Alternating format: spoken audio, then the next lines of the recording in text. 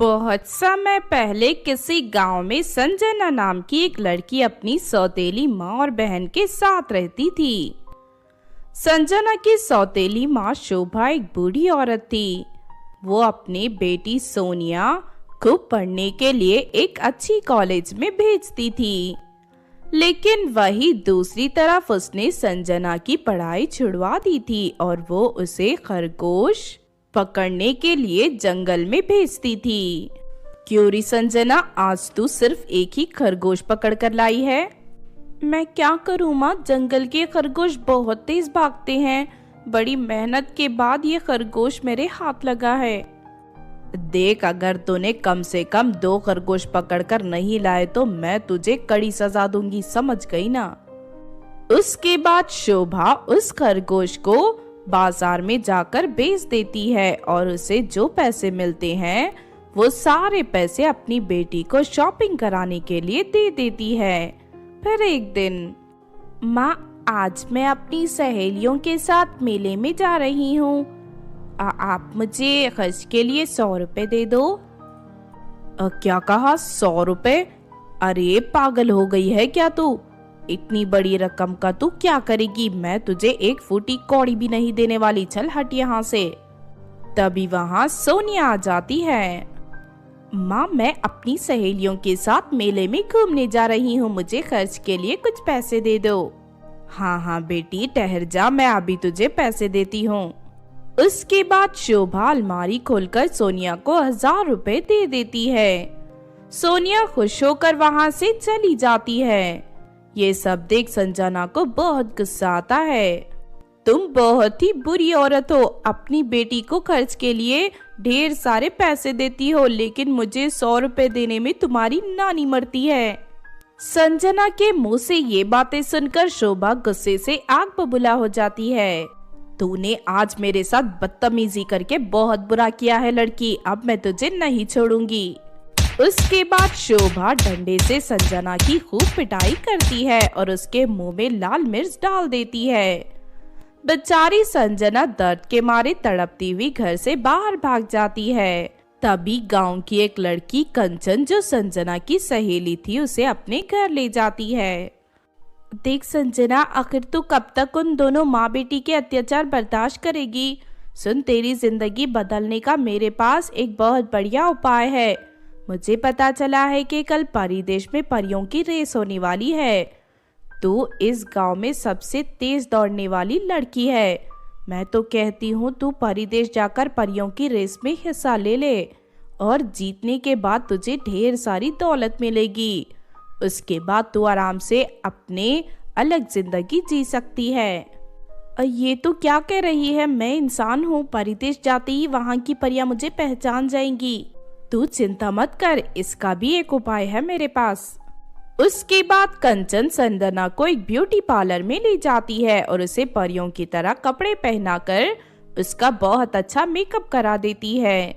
साथ ही कंचन संजना को परियों की तरह खूबसूरत पंख भी लगा देती है। संजना को देखकर कोई नहीं कह सकता था कि वो एक इंसान है।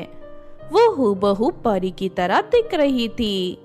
फिर अगले दिन संजना परिदेश जाकर वहां होने वाली रेस में अपना नाम लिखवा देती है। थोड़ी देर के बाद रेस शुरू हो जाती है। संजना दौड़ने में बहुत तेज थी, इसीलिए वो दूसरी परियों को पीछे छोड़कर बहुत आगे निकल जाती है और देखते ही देखते फिनिशिंग लाइन पार कर लेती है। संजना के दौड़ने के रफ्तार देख वहां मौजूद सभी परियों की आंखें फटी की फटी रह जाती हैं। लेकिन तभी अचानक हवा के झोंके से संजना के दोनों पंख टूटकर जमीन पर गिर जाते हैं। अरे ये तो एक इंसान है जिसने परी बनकर हम सबको धोखा दिया है, चलो इसे पकड़ ले और उसे कड़ी सजा दो। लेकिन तभी रानी परी कहती है, ठहर जाओ, कोई इस लड़की को हाथ नहीं लगाएगा। माना कि इसने हम सबको धोखा दिया है, लेकिन हम सब इसके हुनर को नजरअंदाज नहीं कर सकते। इसने तुम सभी परियों को पल भर में हरा दिया, इसीलिए मैं इस लड़की की तारीफ करती हूँ और बदले में इसे ढेर सारे सोने के सिक्के देती हूँ। इतना कहकर रानी परी संजना को ढेर सारे सोने के सिक्के दे देती है। इस बात से संजना बहुत खुश होती है और रानी परी का धन्यवाद देकर अपने गांव लौट जाती है। फिर उसके बाद संजना उस दुष्ट शोभा और उसकी बेटी को छोड़कर अपने लिए एक नया घर बनाकर मजे से वहां अपनी जिंदगी जीने लगती है। ये बात उस समय की है जब परी देश में एक बहुत ही सख्त रानी का राज्य हुआ करता था। उस रानी की 5 बेटियां थीं। उन 5 बहनों को डांस करने का बहुत शौक था, लेकिन रानी परी को डांस से बहुत ही नफरत थी। एक दिन 5 बहनें अपने कमरे में डांस कर रही थी कि तभी अचानक वहां रानी परी आ जाती है। रानी परी के साथ उसकी सहेली भी थी जो पड़ोसी परी देश की रानी थी। उन 5 बहनों को डांस करते देख रानी परी की सहेली उनका मजाक उड़ाते हुए जोर जोर से हंसने लगती है। ये देख रानी परी को बेइज्जती महसूस होती है और वो गुस्से से तिलमिला जाती है। मैंने तुम सभी को समझाया था कि मुझे डांस से सख्त नफरत है, फिर भी तुम 5 नहीं सुधरी। अब मैं तुम्हें इसकी कड़ी से कड़ी सजा दूंगी। लेकिन माँ, डांस करने में क्या बुराई है? आखिर आप डांस से इतनी नफरत क्यों करती हो? हम सभी शाही खानदान से हैं और हमारा इस तरह डांस करना शोभा नहीं देता। लेकिन माँ, डांस तो एक कला है, ये तो कोई भी कर सकता है। लगता है तुम्हारी बेटियां तुम्हारे काबू में नहीं हैं, ये तो अभी से अपनी मन मर्जी कर रही हैं। पता नहीं आगे क्या होगा। अपनी सहेली का ताना सुनकर रानी परी के गुस्से का पार और चढ़ जाता है। तुम 5 को जरा भी तमीज नहीं है, लेकिन अब मैं तुम्हें ऐसी सजा दूंगी कि जिंदगी में तुम कभी मेरे खिलाफ जाने की कोशिश नहीं करोगी। मैं तुम सभी को सजा के तौर पर 2 साल के लिए पृथ्वी पर भेज रही हूँ, तभी तुम्हारी अक्ल ठिकाने आएगी। ये सुनकर 5 परियों के चेहरे पर मायूसी छा जाती है। फिर रानी परी उसी वक्त उन 5 बहनों को सजा के तौर पर पृथ्वी पर भेज देती है। वो 5 जंगल में भटक रही थी कि तभी अचानक उन्हें एक औरत मिलती है। अरे तुम परियां यहाँ जंगल में क्या कर रही हो? हम 5 परिदेश की राजकुमारियां हैं। हमारी माँ ने हमारे डांस की वजह से हमें सजा के तौर पर पृथ्वी पर भेज दिया। क्या तुम सभी परियां डांस करती हो? हाँ, हम सभी परियां रोज अपने महल में डांस की प्रैक्टिस करती थी। तब तो तुम 5 बिल्कुल सही जगह पर आई हो। मैं लड़कियों को डांस सिखाती हूँ। अगर तुम चाहो तो मेरे घर चल सकती हो, मैं तुम सभी को रोज डांस सिखाया करूंगी। उस औरत की बात सुनकर सभी परियां खुश हो जाती हैं और उस औरत के साथ उसके घर चली जाती हैं। फिर अगले दिन से वो औरत 5 बहनों को डांस सिखाना शुरू कर देती हैं। इस तरह देखते ही देखते कई महीने बीत जाते हैं और वो 5 बहनें डांस करने में पूरी तरह एक्सपर्ट हो जाती हैं। सच में आप बहुत अच्छा डांस सिखाती हो। हमें इतना अच्छा डांस सिखाने के लिए आपका बहुत बहुत शुक्रिया। इसमें शुक्रिया की क्या बात है? ये सब तुम 5 बहनों की मेहनत और लगन का नतीजा है। तुमने मन लगाकर डांस सीखा है, इसीलिए तुम सभी इतनी अच्छी डांसर बन पाई हो। इस तरह वो सभी परियां उस औरत के पास रहकर बहुत खुश थी। लेकिन फिर एक दिन अचानक एक खतरनाक राक्षस अपनी जादूगरनी बहन के साथ परिदेश पर हमला कर देता है। परिदेश की परियां उसका मुकाबला करने की कोशिश करती हैं, लेकिन वो राक्षस और उसकी जादूगरनी बहन सभी परियों को हरा देती हैं। उसके बाद वो दोनों रानी परी के महल में कब्जा कर लेते हैं। आखिर हम परियों ने तुम दोनों का क्या बिगाड़ा है? तुम दोनों इस तरह मेरे परिदेश पर कब्जा करने क्यों आ गए? हम दोनों भाई बहन बहुत ही शक्तिशाली हैं, इसीलिए अपनी शक्ति को आजमाने के लिए तुम्हारे परिदेश में आ गए। लेकिन तुम सभी परियां तो बहुत ही कमजोर निकली। हमारी ताकत के सामने तुम परियों ने बहुत जल्द घुटने टेक दिए। लेकिन हाँ, अगर तुम चाहो तो हम दोनों तुम्हारे परिदेश को छोड़कर हमेशा के लिए जा सकते हैं, लेकिन इसके लिए हमारी एक शर्त है। ये सुनकर रानी परी खुश हो जाती है। अरे वाह, ये तो बहुत अच्छी बात है। मुझे जल्दी से बताओ तुम्हारी क्या शर्त है?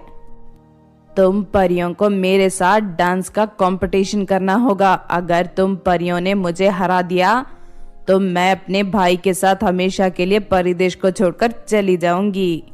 डांस कंपटीशन का नाम सुनते ही रानी परी के होश उड़ जाते हैं। वहां मौजूद सभी परियां एक दूसरे का मुंह देखने लगते हैं, क्योंकि रानी परी डांस के सख्त खिलाफ थी। इसीलिए रानी परी के डर से परिदेश की कोई भी परी कभी डांस नहीं सीख पाई। सुनो जादूगरनी, तुम्हारी ये शर्त तो बहुत ही मुश्किल भरी है। तुम्हारे साथ डांस का मुकाबला करने में हमारी परियां बिल्कुल नाकाम हैं। हम में से किसी को भी डांस नहीं आता। ये सुनकर जादूगरनी जोर जोर से हंसने लगती है। अगर ऐसी बात है तो फिर तुम सभी जिंदगी भर के लिए मेरी गुलाम बनकर रहोगी। इतना कहकर जादूगरनी जोर जोर से हंसने लगती है, लेकिन तभी अचानक वहां रानी परी की 5 बेटियां आ जाती हैं। ठहर जाओ जादूगरनी, हमें तुम्हारी सारी बातें सुन ली है। हम 5 बहनों तुम्हारे साथ डांस का कंपटीशन करने के लिए तैयार हैं। उन 5 बहनों की बातें सुनकर रानी परी और बाकी परियां खुशी से उछल पड़ती हैं। लगता है तुम 5 को अपने डांस के ऊपर बहुत घमंड है। चलो ठीक है, हो जाए मुकाबला, अभी तुम सबको हरा दूंगी। इतना कहकर जादूगरनी अपने शरीर का आकार बढ़ा करके डांस करने लगती है। दूसरी तरफ 5 बहनों भी डांस करना शुरू कर देती हैं। उन 5 बहनों की डांस करने की स्पीड देख वहां मौजूद सभी परियां दंग रह जाती हैं। दूसरी तरफ जादूगरनी जोर जोर से अपने पैर छलकाकर डांस कर रही थी। उधर 5 बहनें भी ताल से ताल मिलाकर डांस करना जारी रखती हैं। देखते ही देखते रात हो जाती है, लेकिन जादूगरनी रुकने का नाम नहीं लेती। दूसरी तरफ 5 बहनें भी उसे पूरी टक्कर दे रही थी। फिर आखिरकार आधी रात होते ही जादूगरनी के पैर थकने लगते हैं। अरे ये 5 बहनें किस मिट्टी की बनी हैं? मैं तो थक गई, लेकिन ये 5 थकने का नाम ही नहीं ले रही। अब मैं क्या करूं? जादूगरनी काफी देर डांस करने की कोशिश करती है, लेकिन वो पूरी तरह थक चुकी थी। बस बहुत हो गया, मैं हार मानती हूँ। इतना कहकर जादूगरनी धड़ाम से फर्श पर गिर जाती है। दूसरी तरफ 5 बहनें डांस करना जारी रखती हैं। ये देख वहां मौजूद सभी परियां जोर जोर से ताली बजाने लगती हैं। इस तरह जादूगरनी उन 5 बहनों से हार जाती है और फिर अपने राक्षस भाई के साथ परिदेश को छोड़कर वापस चली जाती है। उसके बाद रानी परी उन बाकी परियां उन 5 बहनों का शुक्रिया अदा करने लगती हैं। मुझे माफ कर दो मेरी बच्चियों, मैंने तुम्हारी कला का अनादर करके तुम 5 के ऊपर बहुत अत्याचार किया, लेकिन आज तुम 5 ने सही वक्त पर आकर हमारी परिदेश को बचा लिया।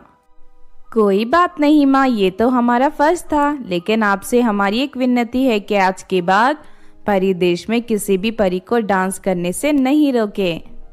हाँ हाँ बेटी, अब मुझे मेरी गलती समझ आ गई है। आज के बाद हर साल परिदेश में डांस कंपटीशन का आयोजन किया जाएगा।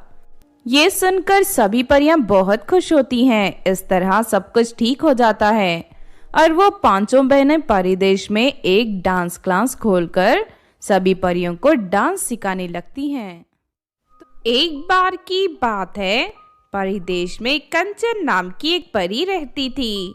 कंचन परी की सगाई हो चुकी थी और कुछ ही दिनों में कंचन परी की शादी होने वाली थी। फिर एक दिन कंचन परी की सास सुलोचना उससे मिलने आती है। कंचन बहू, देख मैं तेरे लिए एक जादुई साड़ी लेकर आई हूँ। ये बहुत ही खास तरह की जादुई साड़ी है। इसे तू अपनी शादी वाले दिन पहनना। मेरा दावा है बारात में आए सभी परियों की नजर तुझसे नहीं हटेगी। अरे वाह मम्मी जी, ये साड़ी तो बहुत खूबसूरत है। इतनी अच्छी साड़ी देने के लिए आपका बहुत बहुत शुक्रिया। उसके बाद सुलोचना परी वहां से चली जाती है। कंचन परी साड़ी की थैली को खिड़की के पास लटकाकर घर के काम करने लगती है। तभी अचानक एक चिड़िया साड़ी की थैली को अपने पंजे में दबाकर वहां से उड़ जाती है। ये देख कंचन परी चौंक जाती है। अरे नहीं, वो चिड़िया तो मेरी इस साड़ी लेकर चली गई, मुझे फौरन उसे पकड़ना होगा।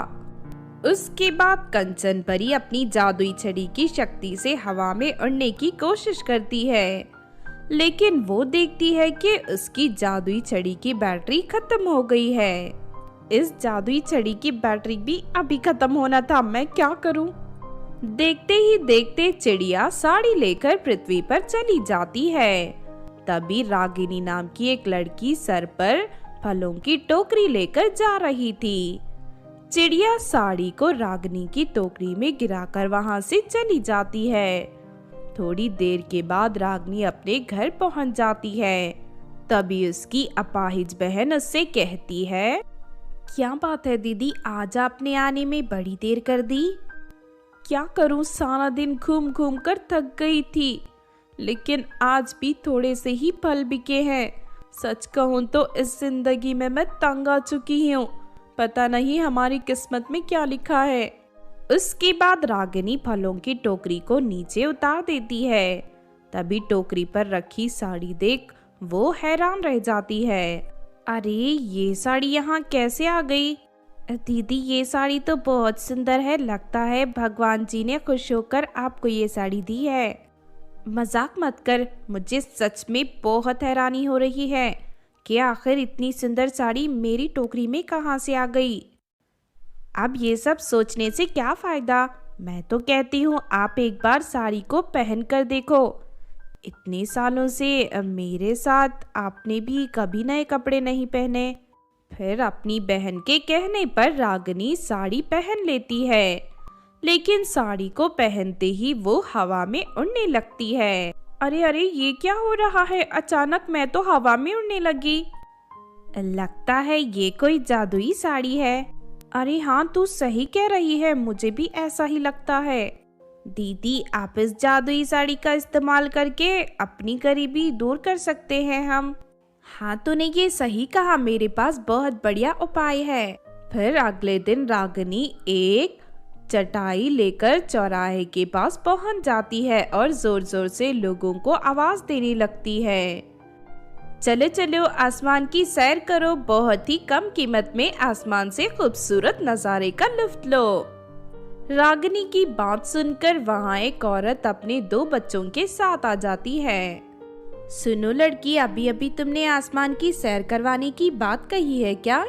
क्या ये बात सच है? हाँ हाँ कहिए, आपको कहाँ जाना है? मैं अभी आपको हवा में उड़ाकर वहाँ पहुँचा दूंगी। देखो मेरे बच्चों के स्कूल बस छूट गई है, इसीलिए मैं चाहती हूँ कि तुम मेरे दोनों बच्चों को हवा में उड़ाकर फौरन स्कूल पहुँचा दो। इसके बदले मैं तुम्हें पूरे 500 रुपए दूंगी।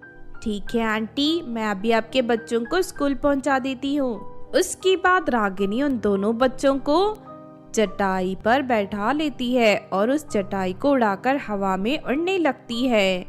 थोड़ी ही देर में उन्हें उनके स्कूल पहुंचा देती है। इस बात से दोनों बच्चे बहुत खुश होते हैं। दीदी हवा में उड़कर बहुत मजा आया, कल से हम रोज आपके जादुई चटाई पर बैठकर स्कूल जाना आना करेंगे। फिर अगले दिन से रागिनी उन दोनों बच्चों को हवा में उड़ाकर स्कूल ले जाने लगती है। दूसरी तरफ ये बात पूरे गांव में फैल जाती है। धीरे धीरे सभी औरतें अपने बच्चों को रागिनी के साथ स्कूल भेजना शुरू कर देती हैं, जिस वजह से रागिनी को ढेर सारे पैसे मिलने लगते हैं। इस तरह कुछ ही समय में रागिनी बहुत पैसे कमाकर अमीर बन जाती है। लेकिन फिर एक दिन रागिनी बच्चों को लेकर स्कूल जा रही थी कि तभी कंचन परी उसे देख लेती है। रागिनी के शरीर पर अपनी जादुई साड़ी देख वो उसे पहचान लेती है। अरे ये तो वही जादुई साड़ी है जो सासू माँ ने मुझे दी थी, लगता है उस चुड़िया ने मेरी साड़ी इस लड़की को दे दी। उसके बाद कंचन परी रागिनी का पीछा करती हुई उसके घर तक पहुंच जाती है। सुनो लड़की, तुमने जो साड़ी पहन रखी है वो मेरी जादुई साड़ी है। मेरी सासू माँ ने शादी में पहनने के लिए मुझे ये साड़ी दी थी। कई दिनों से ये साड़ी मैं ढूंढ रही हूँ, देखो तुम मुझे मेरी साड़ी वापस कर दो। रागिनी एक ईमानदार लड़की थी, इसीलिए बिना कोई बहस करे वो फौरन कंचन परी को उसकी साड़ी दे देती है। रागिनी की ईमानदारी देख कंचन परी बहुत खुश होती है और बदले में रागिनी को सोने के सिक्कों से भरी थैली देकर वहां से चली जाती है। ढेर सारे सोने के सिक्के मिलने से रागिनी और उसकी बहन को फिर कभी पैसों की कमी नहीं होती। दूसरी तरफ कुछ दिनों बाद कंचन परी की शादी का दिन आ जाता है और वो अपनी जादुई साड़ी पहनकर तैयार हो जाती है। फिर बड़ी धूमधाम से कंचन परी की शादी हो जाती है और वो अपने ससुराल में खुशी से रहने लगती है। एक बार की बात है, सुंदरपुर नाम के गांव में सुवर्णा और हिमानी नाम की दो खूबसूरत बहनें रहती थी। उन दोनों की खूबसूरती के चर्चे चारों तरफ होते थे। कहते हैं आसपास के इलाके में उनके जैसी सुंदर लड़की दूसरी कोई नहीं थी। उधर दूसरी तरफ परिदेश में मारिया नाम की एक घमंडी और गुस्सैल परी रहती थी। वो अपने आप को पूरी दुनिया में सबसे ज्यादा खूबसूरत समझती थी। फिर एक दिन वो परी पृथ्वी पर घूमने आती है। तभी सुंदरपुर गांव के ऊपर से उड़ते हुए उसे सुवर्णा और हिमानी दिखाई देते हैं। दोनों बहनों की खूबसूरती देख परी की आंखें फटी की फटी रह जाती हैं। अरे ये दोनों लड़कियां तो बहुत ज्यादा खूबसूरत हैं। मैं तो समझती थी इस पूरी दुनिया में सबसे ज्यादा खूबसूरत मैं ही हूँ। तभी सुवर्णा और हिमानी के पास परिदेश की दिव्या परी आती है। सुनो लड़कियों, हमारी रानी परी परिदेश में ब्यूटी कॉन्टेस्ट करवा रही है। इस बार वो पृथ्वी की सुंदर लड़कियों को भी ब्यूटी कॉन्टेस्ट में हिस्सा लेने का मौका देना चाहती है। तुम दोनों बहुत खूबसूरत हो, इसीलिए मैं चाहती हूँ कि परिदेश आकर तुम दोनों ब्यूटी कॉन्टेस्ट में हिस्सा लो। आज से ठीक 4 दिन बाद तुम दोनों परिदेश आ जाना। इतना कहकर दिव्या परी वहाँ से चली जाती है। ये सब सुनकर मारिया परी को बहुत गुस्सा आता है। अरे नहीं, ये दोनों बहनें ब्यूटी कॉन्टेस्ट में हिस्सा लेंगी तो मैं हार जाऊंगी, क्योंकि ये दोनों मुझसे भी ज्यादा खूबसूरत हैं। नहीं, मुझे कुछ करना होगा। फिर उसी रात मारिया परी चुपके से सुवर्णा और हिमानी के कमरे में दाखिल हो जाती है। उस समय दोनों बहनें अपने बिस्तर पर सो रही थी। तभी मारिया परी उन दोनों के चेहरे पर ब्यूटी स्प्रे छिड़ककर वहां से चली जाती है। फिर अगले दिन दोनों बहनों का चेहरा पूरी तरह बदसूरत बन जाता है। ये देख दोनों घबराकर रोने लगती हैं। माँ ये देखो, अचानक हम दोनों बहनों का चेहरा बदसूरत बन गया। लेकिन ये कैसे हो सकता है माँ, मेरी तो कुछ समझ में नहीं आ रहा। अब बेटी, लगता है किसी ने जानबूझकर तुम दोनों का चेहरा बदसूरत बनाया है। ये किसी साधारण इंसान का काम नहीं है, इसके पीछे जरूर किसी शैतानी ताकत का काम है। तुम फिक्र मत करो, मैं अभी अपनी जादूगरनी सहेली के पास जाकर सारी सच्चाई का पता लगाती हूँ। इतना कहकर सोनिया अपनी जादूगरनी सहेली के पास जाकर उसे सारी बात बता देती है और उसके पास से एक जादुई मेकअप का बक्सा लेकर घर आ जाती है। ये देखो, मैं अपनी जादूगरनी सहेली के पास से जादुई मेकअप का बक्सा लेकर आई हूँ। इसे चेहरे पर लगाते ही तुम दोनों फिर से पहले की तरह खूबसूरत बन जाओगी। कल सुबह होते ही सूर्य के पहली किरण के साथ तुम दोनों ये जादुई मेकअप को अपने चेहरे पर लगा लेना। इतना कहकर सोनिया मेकअप का बक्सा वहां रखकर अपने कमरे में चली जाती है। दूसरी तरफ खिड़की के पास खड़ी मारिया परी ये सारी बातें सुन लेती है। मेरे रहते ये दोनों बहनें कभी खूबसूरत नहीं बन पाएंगी। तभी चुपके से मारिया परी कमरे में दाखिल हो जाती है और उस जादुई मेकअप के बक्से को उठाकर वहां से भागने लगती है। लेकिन तभी अचानक वो जादुई मेकअप का बक्सा एक आग के गोले में बदल जाता है, जिससे मारिया परी के दोनों हाथ जल जाते हैं। वो घबरा कर उस बक्से को जमीन पर फेंक देती है, लेकिन तब तक वो आग मारिया परी के कपड़ों में लग चुकी थी। अरे नहीं, ये क्या हो गया, मेरे पूरे शरीर में आग लग गई है। अरे कोई मुझे बचाओ। इस तरह चिल्लाते हुए मारिया परी घबरा कर वहाँ से भाग जाती है। तभी वहाँ जादूगरनी और सोनिया आ जाती हैं। मैं जानती थी ये धोखेबाज परी अपनी हरकतों से बाज नहीं आएगी, इसीलिए मैंने पहले ही तुम्हें भूतिया मेकअप का बक्सा दिया था। ये लो, ये रहा असली जादुई मेकअप का बक्सा। इतना कहकर जादूगरनी सोनिया को एक सुंदर सा मेकअप किट देकर वहाँ से चली जाती है। फिर अगली सुबह सोनिया अपनी दोनों बेटियों के चेहरे पर वो जादुई मेकअप लगाकर उन्हें खूबसूरत बना देती है। फिर वो दोनों बहनें परिदेश जाकर वहाँ के ब्यूटी कॉन्टेस्ट में हिस्सा लेती हैं और हिमानी उस ब्यूटी कॉन्टेस्ट को जीत लेती है। उसके बाद रानी परी उन दोनों बहनों को ढेर सारे सोने के सिक्के देकर विदा कर देती है। इस तरह वो दोनों बहनें अमीर बन जाती हैं और हंसी खुशी अपनी जिंदगी जीने लगती हैं।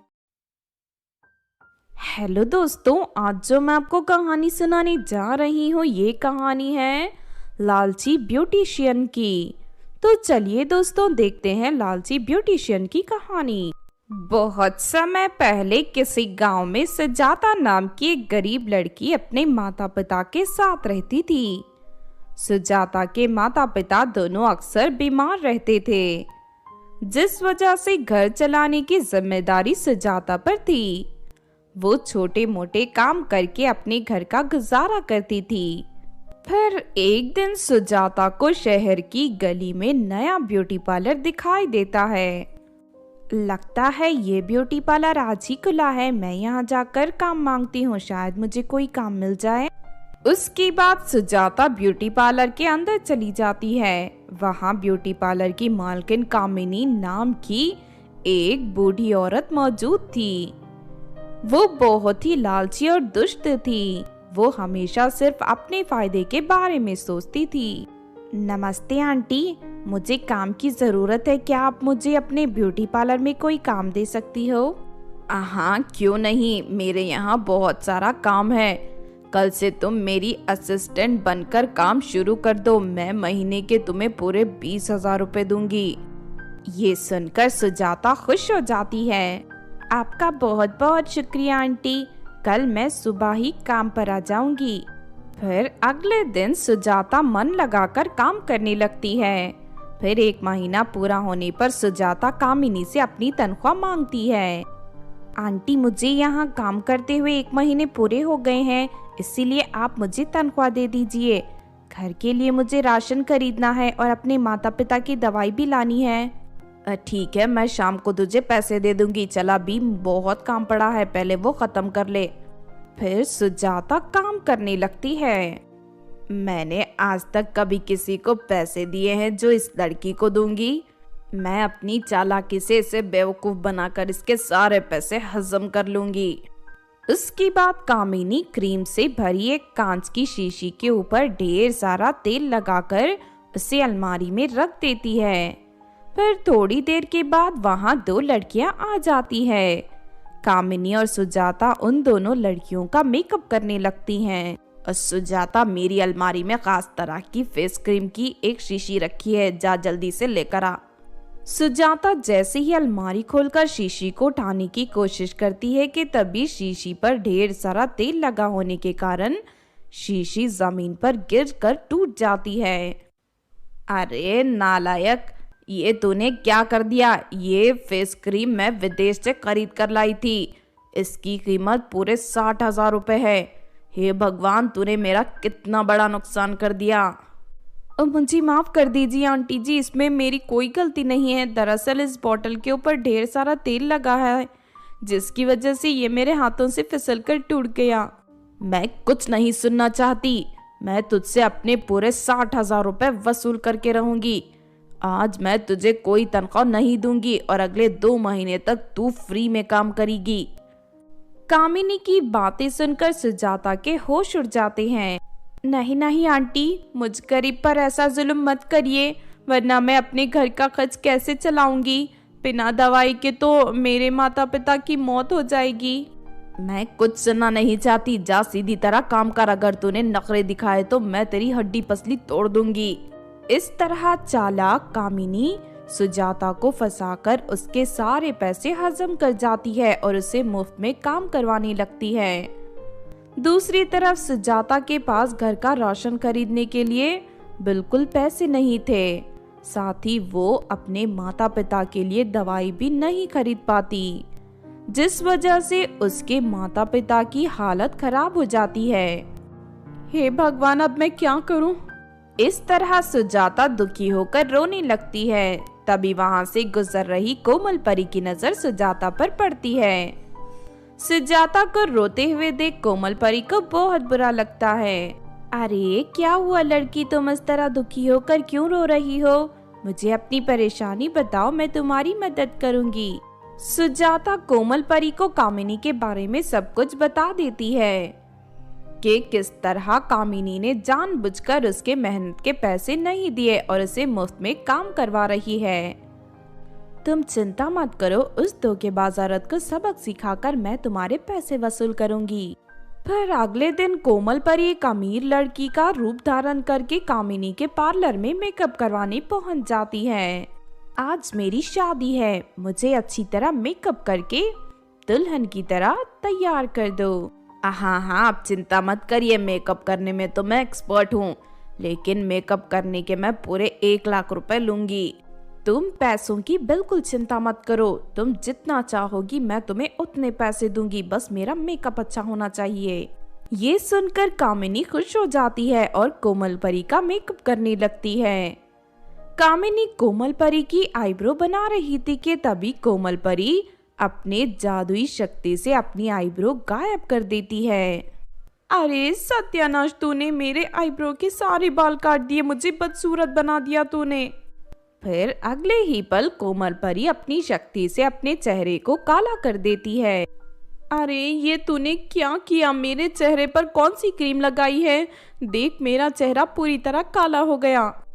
अरे नहीं, अचानक ये क्या हो गया? मुझे माफ कर दीजिए मेम साहब, मुझे नहीं पता ये सब कैसे हो रहा है। मैं कुछ सुनना नहीं चाहती, अब मैं तुझे नहीं छोड़ूंगी। मेरे पिताजी पुलिस में हैं, ठहर जा, मैं अभी उन्हें यहाँ बुला लेती हूँ, उसके बाद तेरे ब्यूटी पार्लर तोड़वा कर तुझे सड़क पर ला दूंगी। नहीं नहीं, ऐसा मत करिए, मुझसे गलती हो गई, मुझे माफ कर दीजिए। अगर आप चाहे तो मैं हर्जाने के तौर पर आपको पैसे दे सकती हूँ। उसके बाद कामिनी अपनी अलमारी से 2 लाख रुपए निकालकर कोमल परी को दे देती है। ठीक है, मैं तुझे माफ कर रही हूँ, लेकिन दोबारा किसी के साथ ऐसी हरकत मत करना। फिर कोमल परी सारे पैसे लेकर वहाँ से चली जाती है और शाम को वो सारे पैसे सुजाता को दे देती है। नहीं नहीं परी जी, मैं ये सारे पैसे नहीं ले सकती, मुझे तो बस 20,000 रुपए मेरी मेहनत के पैसे चाहिए। ये वो लालची औरत ने धोखे से कमाए हुए पैसे हैं, तुम ये पैसे रख लो और एक अच्छा सा ब्यूटी पार्लर खोल लो, जहाँ तुम गरीब लड़कियों के कम में मेकअप कर सको। फिर सुजाता उन पैसों से एक ब्यूटी पार्लर खोल लेती है और गरीबों की कम पैसों में मेकअप करने लगती है। इस तरह सुजाता को कमाने का जरिया मिल जाता है और लालची कामिनी को सबक सिखाकर कोमल परी सुजाता को इंसाफ दिलाकर वहां से चली जाती है। तो आपने देखा दोस्तों लालची ब्यूटिशियन की कहानी। इस कहानी से हमें ये सीख मिलती है कि दूसरों का हक मारने वाले धोखेबाज और लालची लोग कभी सुखी नहीं रहते, एक ना एक दिन उन्हें अपने बुरे कर्मों का फल मिल ही जाता है। अगर ये कहानी आपको अच्छी लगी हो तो जरूर लाइक करें और हमारे चैनल को सब्सक्राइब भी कर लें। और हाँ दोस्तों, हमें कमेंट करके जरूर बताना कि आपको कहानी कैसी लगी।